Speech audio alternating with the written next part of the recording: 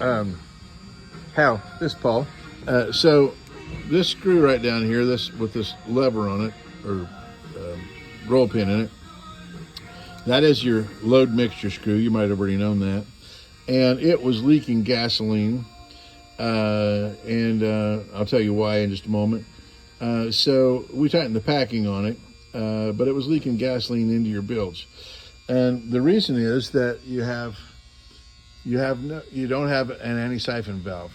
All new construction has to have an anti-siphon valve, and what it is a spring-loaded valve that the fuel pump has to overcome the pressure of the spring in order for fuel to flow. And then when the fuel pump's not operating, that spring closes that valve right at your tank and prevents your line and any holes in your line, or in this case a carburetor leak in the carburetor, that keeps that from siphoning, and so it can't siphon into your bilge. So that's a safety item. They're like 12 or 15 bucks, maybe 20, and it'll take us like 10 minutes to put it in. So the whole thing is going to cost you maybe 30 bucks for keeping gasoline out of your bilge. The other thing I noticed is your vent line, you see that loop in it? That's upside down. The loop should be up high.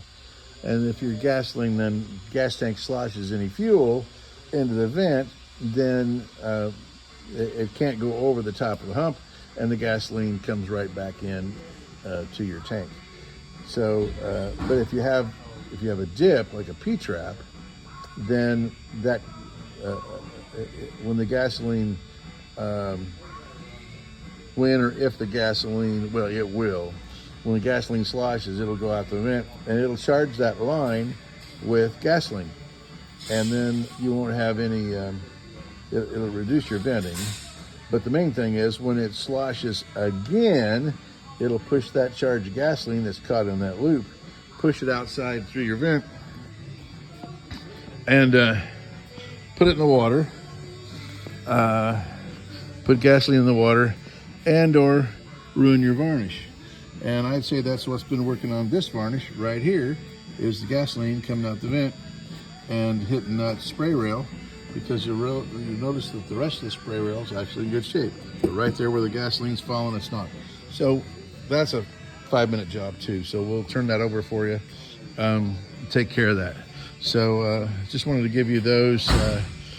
We're going to dip it one more time, and our hope is that this corner miraculously sealed itself up, and that we won't have to do a repair, and we can save you that money. We think the chances of that are slim to none, and Slim is probably out of town, but we're going to try it. It's you've got money in there for testing, and it's a bet.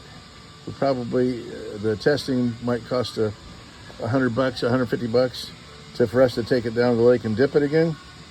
So that's because it takes a driver and a person to be in this boat when it gets launched, so we can see what's going on.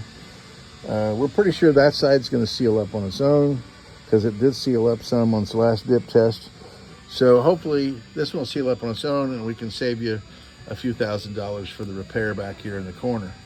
Because what we were talking about doing was actually removing a 4-foot section of this plank, and then and reinstalling it, bedding it in 350-200, and making it to where it'll be sealed off.